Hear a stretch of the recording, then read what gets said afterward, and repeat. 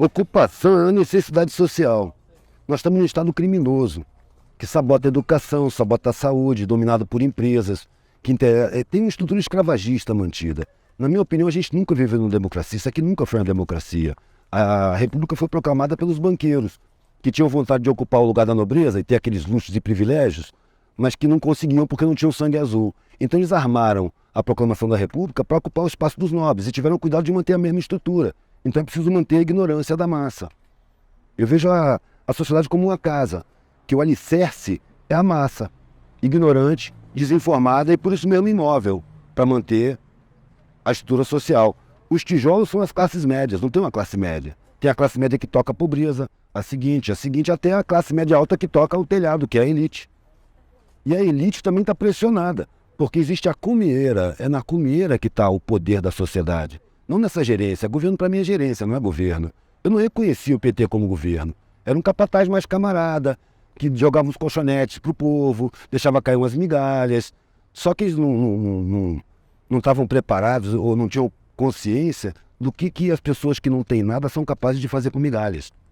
Então hoje está havendo uma comunicação da academia com a periferia que nunca houve. Esses buraquinhos que foram abertos na universidade para enfiar um punhado de pobre só para ficar bem na foto internacional, esses buraquinhos estão levando vivência de base para dentro da academia, que nunca teve vivência de base.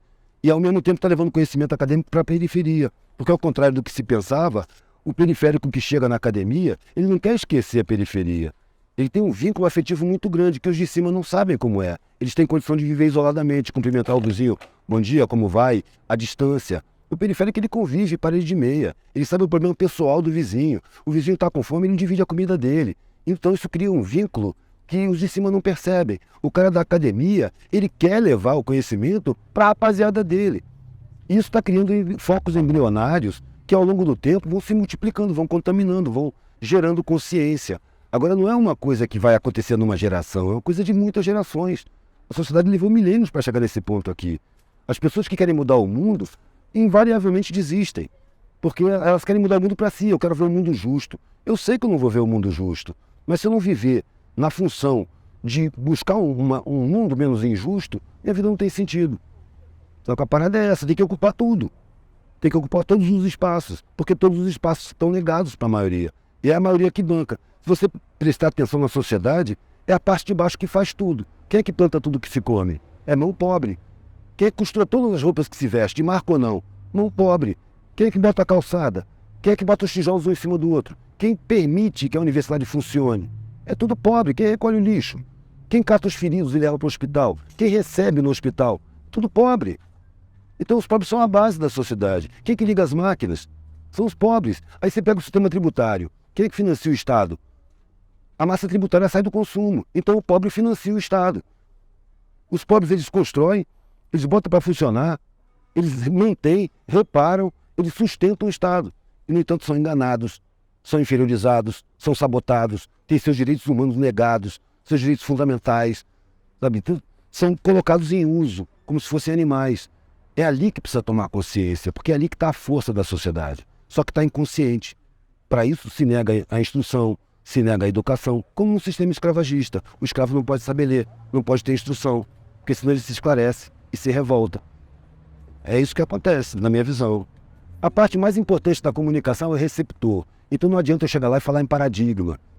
Sabe? Não adianta eu falar academês. O academês foi formulado para servir de cerca de arame farpado para o conhecimento não alcançar a maioria, para não dar acesso. É preciso pegar essa cerca e derrubar. É preciso falar errado. É preciso engolir plural, errar concordância. É fácil falar. O Einstein já dizia, se você não consegue falar para sua avó o que você acabou de aprender, então você não entendeu direito. Você tem que falar a língua do ignorante, porque ele foi ignorantizado. Quando eu estou diante de um cara desdentado, analfabeto, eu não estou diante do inferior. Eu estou diante de uma vítima de crime social. A sociedade é criminosa. Então, se eu tive meus direitos respeitados, eu tenho uma dívida com essa galera, eu não tenho superioridade. Eu tenho uma responsabilidade a mais. Eu tenho que ser mais tolerante. Eu tenho que aprender a falar a língua dele para mostrar para ele que ele não é inferior porra nenhuma. Isso é uma grande mentira. Ele é a base da sociedade.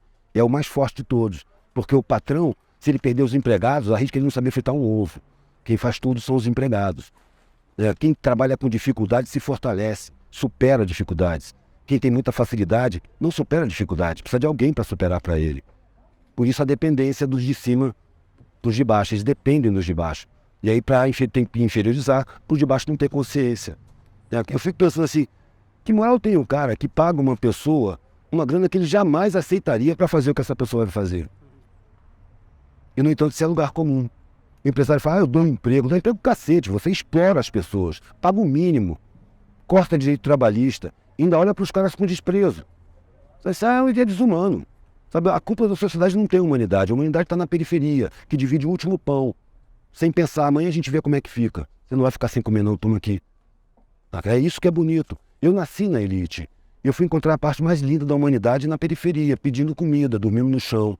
Ali eu encontrei a humanidade mais bonita. Só que eu percebi, ali tá todo mundo ideologizado, tá todo mundo sabotado. Sabe, é uma puta sacanagem, sabe? Eu prefiro falar com os de baixo. Pra mostrar que eles não são fracos não são inferiores não. Eu paro para botar gás na Kombi velha que eu tenho e pergunto pro cara assim, meu irmão, imagina, primeiro eu falo com o cara, eu chego lá, o cara fala, ô patrão, eu já fiz alguma merda, mas me desculpa aí, o que eu fiz? Eu falo, não, por quê? Tu tá me xingando, velho, patrão? Patrão é um parasita, velho, que tá pelas tuas costas, vende as suas custas, diz que tu que vende as custas dele. Que te esfola, te ameaça, te espreme, te cobra, te paga uma merreca e acha que você tem que ter gratidão por ele. Imagina que seu patrão perdeu os empregados, perdeu o que ele tem que viver a sua vida. O que ele faz? 99% das vezes o cara responde, ele se mata. Claro que se mata. Ele não tem peito para encarar as dificuldades. Ele só encontra facilidade, facilidade fragiliza. É a dificuldade que fortalece. Então os mais fortes eles estão inconscientes. É preciso mostrar para os mais fortes que eles são, que eles não sabem. A sociedade não deixa eles saberem.